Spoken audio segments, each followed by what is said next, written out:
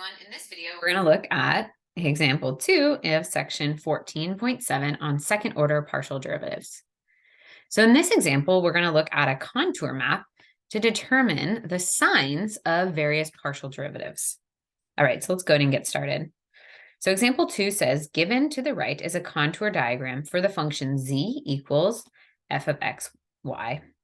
We need to decide whether each of the following are positive, negative, or 0. All right, so let's go ahead and get started. So first, f sub x at 3, 3.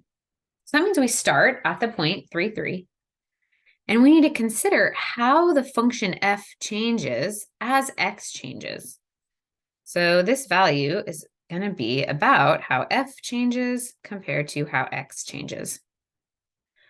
So how do we think about that? Well, as x changes here, we're going to go in this direction. So if we fix y and just increase our x value, we're going this direction.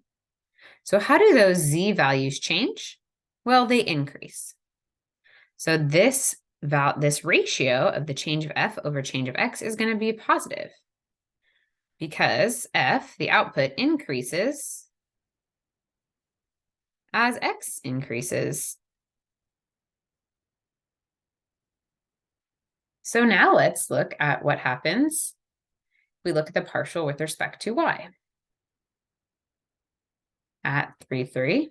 Well, how we can think about this is how does f change when y changes or when y increases? So if we start at 3, 3, y increasing would go in this direction. What happens to our output? Well, since we just trace along a contour line, our output doesn't change at all. So this change of f would just be 0. There's no change of f. So this partial should be 0. And to state that again, f stays constant, i.e., the change of f equals 0 when y increases. Okay, so we got these two. Check, check. Now we need to consider the sign of f sub x at 3, 3. So how should we think about this?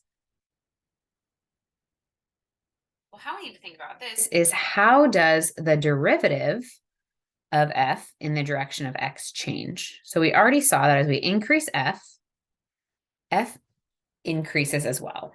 So that's why we got that f sub x at 3, 3 is positive. But now how does this partial change as we move along this line? Well, notice at first we change a little bit. Then we change a little bit more and more and more. So meaning we have to use larger and larger changes of x to get at that same change of f. And in other words, so this is similar to if we consider the change of the partial with respect to x compared to the change of x. So if we look at changes of x, say, in these incremental amounts,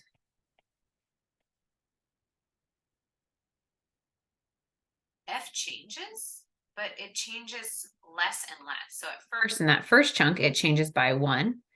In the second chunk, it changes by like a half.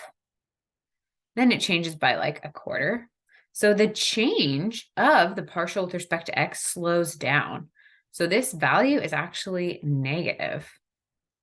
And in words, we can say, well, f sub x, which is the slope in the x direction, slope or the change of f in the x direction. So that change decreases. So it's still a positive change, but the change itself gets smaller and smaller, meaning that f sub x is decreasing as x increases.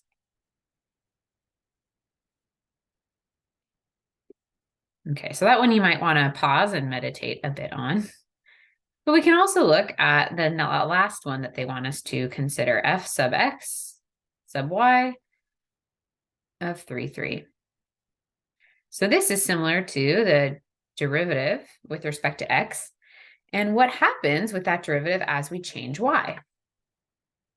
We'll notice that wherever we are along our curve here, the changes of f are the same. So as we started here and looked at how f changes if we move along the x direction, and then consider now, well, as we vary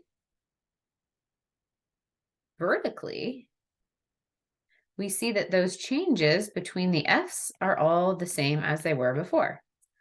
Meaning, let's see, if we have a point here, let's say A and B, and we consider f sub x at A versus 3, 3 versus B, the change in f of x is 0. So f sub x is the same at all points A, 3, 3, B. So the change of our partial is 0. So that means this ratio or proportion is 0. And in words, we can write out f sub x at A, 3, 3, B in the above are the same. So the change of the partials are 0, moving from 3, 3 to B, for example. All right, so great work thinking through that. And from here, you can continue those examples and exercises at the end of this section 14.7. Thanks for your work.